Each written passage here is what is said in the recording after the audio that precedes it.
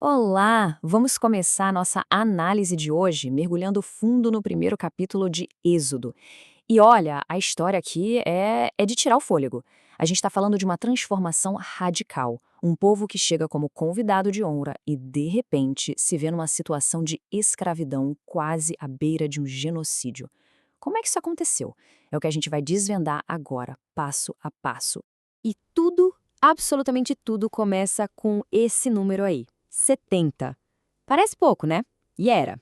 Apenas 70 pessoas. Pra gente ter uma ideia, estamos falando dos descendentes direitinhos de Jacó, que desceram para o Egito gerações antes. Não era uma nação, nem de longe. Era basicamente uma família grande, um clã. Um começo bem humilde para uma história que se tornaria, bom, épica. Aí a gente dá um salto no tempo, e o contraste é absurdo. Aquela família de 70 pessoas não só sobreviveu no Egito, não. Ela prosperou de um jeito espetacular. Ao longo das gerações, eles se multiplicaram tanto, mas tanto, que o texto diz que eles literalmente encheram a terra. Pensa só, de um grupinho eles se tornam uma força, um povo enorme espalhado por todo o Egito. E é claro, isso ia dar problema. Estava preparando o terreno para o grande conflito. O medo de um faraó, uma nova liderança, uma nova ameaça. E é aqui que o jogo vira completamente. O tempo passou, né? E com o tempo veio uma mudança de poder. Chega um novo faraó no trono do Egito. E qual o detalhe mais importante aqui? Esse rei não conhecia José. Ele não tinha a menor ideia da história, do papel fundamental que os israelitas tiveram para salvar o Egito no passado. Para ele, eles não eram mais convidados. Era um povo estrangeiro crescendo dentro do seu país, uma ameaça. Um povo cuja história ele não conhecia e, por isso mesmo, temia profundamente. E a gente consegue ver direitinho o que se passava na cabeça dele por essa fala. Ele diz: Vejam, o povo de Israel é forte e está aumentando mais depressa do que nós. Em caso de guerra, eles poderiam se unir com os nossos inimigos. Ou seja, ele olha para aquele povo crescendo e não vê prosperidade, não vê uma bênção. Ele vê um perigo. A lógica dele é puro medo, é paranoia. Ele teme a força, o número e, principalmente, a possibilidade de traição. Essa mentalidade de nós contra eles é o que vai justificar todas as atrocidades que vêm a seguir. Opressão pelo trabalho, a primeira tentativa de controle. Então, o que o faraó faz para lidar com essa ameaça que ele mesmo criou na cabeça dele? Bom, ele parte para a primeira estratégia: opressão. Opressão econômica, opressão física. A ideia era bem direta. Vamos colocar eles em trabalhos forçados, esmagar o espírito e o corpo desse povo. A esperança era que com isso eles parassem de crescer. É, sabe, uma tática clássica de regimes autoritários: desumanizar pelo cansaço, pelo trabalho sem fim. E o plano era brutal, sem meias palavras. Não era só trabalho pesado, era cruel, era feito para desumanizar mesmo. Eles colocaram feitores para maltratar o povo de propósito. Forçaram todo mundo a fabricar tijolos, um trabalho que não acaba nunca, debaixo do sol quente. Tinha um trabalho nos campos, em condições terríveis, e ainda por cima, a construção de cidades-armazéns gigantes, como Pitom e Ramessés. O objetivo era claro: tornar a vida deles, como o próprio texto diz, amarga. Era para quebrar a vontade de viver, de continuar. Mas aí acontece uma coisa totalmente inesperada. Uma ironia tremenda. O plano do faraó falhou. E não só falhou, como deu resultado exatamente oposto. Porém, quanto mais os egípcios maltratavam os israelitas, tanto mais eles aumentavam. É inacreditável, né? Quanto mais apertavam, mais o povo crescia e se fortalecia. Isso mostra uma resiliência impressionante. A opressão, em vez de quebrar, parece que fortaleceu a identidade deles. E para os egípcios, isso só aumentou o medo. Criou um ciclo vicioso. Mais medo, mais opressão, mais crescimento, mais medo. Uma ordem secreta: a escalada para o genocídio. Se o trabalho forçado não funcionou, o faraó decide ir muito, mas muito mais longe. A estratégia agora se torna mais sombria, mais sinistra. A lógica dele foi: se não dá para controlar esse povo pelo trabalho, então vamos controlar a própria existência deles. A opressão vira uma ordem secreta. E o alvo passa a ser o ponto mais frágil de qualquer povo: o nascimento das crianças. É uma verdade terrível, né? A tirania, quando se frustra, ela não volta atrás, ela escala. E no centro desse plano terrível, a gente encontra duas mulheres, duas heroínas improváveis: Sifrá e Pua. Elas eram as parteiras hebraicas. O faraó chama justamente elas, as mulheres cujo trabalho é trazer vida ao mundo, e tenta perverter a profissão delas. A ordem era para que elas se tornassem agentes secretas da morte.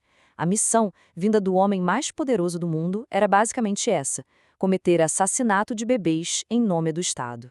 E a ordem não podia ser mais clara. É fria, é direta. Quando vocês forem ajudar as mulheres israelitas nos seus partos, se nascer um menino, matem. Mas se nascer uma menina, deixem que viva. É um comando de genocídio seletivo. A vida ou a morte de um recém-nascido decidida pelo gênero. Aqui a gente vê a opressão deixar de ser algo geral, de trabalho forçado, para se tornar assassinato. Uma tentativa de cortar o futuro desse povo pela raiz, eliminando a próxima geração de homens.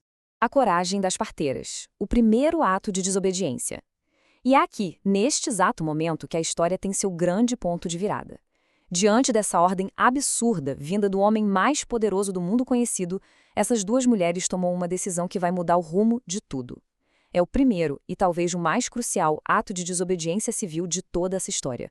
Um momento que prova que o poder de verdade, muitas vezes, não está no trono. E esse confronto de vontades fica muito claro. De um lado, a ordem do rei: matem os meninos. Do outro, a ação das parteiras: deixaram que os meninos vivessem. Simples assim. E por quê? Qual foi a motivação? O texto é muito explícito nisso. Porque elas temiam a Deus. A lealdade delas a uma lei maior, a uma moralidade superior, foi mais forte que o medo que elas tinham do faraó. Uma escolha de uma coragem gigantesca. Uma declaração de que certas ordens simplesmente não devem ser obedecidas.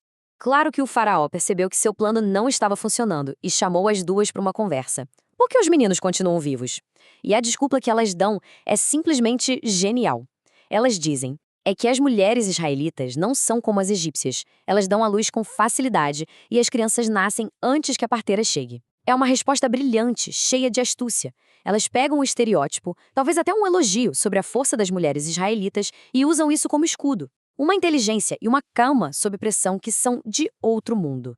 E qual foi o resultado de tudo isso? Bom, primeiro, o plano secreto do faraó foi por água abaixo, totalmente frustrado pela coragem de duas mulheres. O texto continua dizendo que Deus foi bom com as parteiras, recompensou a coragem delas. E o povo de Israel, contra todas as expectativas, continuou a crescer, a se fortalecer ainda mais. A resistência delas deu certo. É uma prova de que um ato de consciência, mesmo que pareça pequeno, pode ter um impacto gigantesco. O decreto final. A ordem secreta à tirania pública. O faraó agora está frustrado, furioso. Seus planos secretos falharam. E o que ele faz? Ele dobra a aposta. Eleva a tirania a um nível público.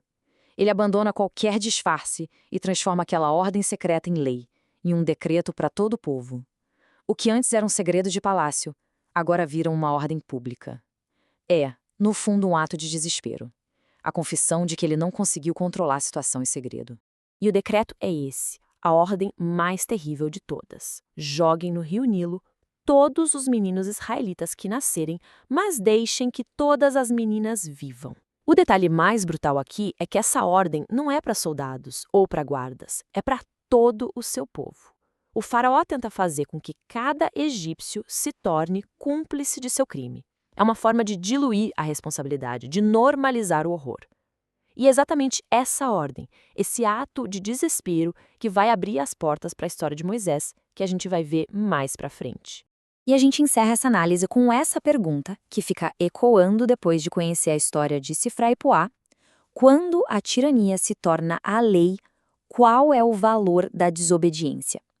Porque este capítulo inteiro nos deixa com essa reflexão, uma reflexão muito forte sobre poder, sobre medo e principalmente sobre resistência. Quando a lei de uma nação exige que se cometa uma atrocidade, qual é o valor, ou, quem sabe, qual é o dever da desobediência? É uma questão que com certeza vai muito, muito além dessa história antiga.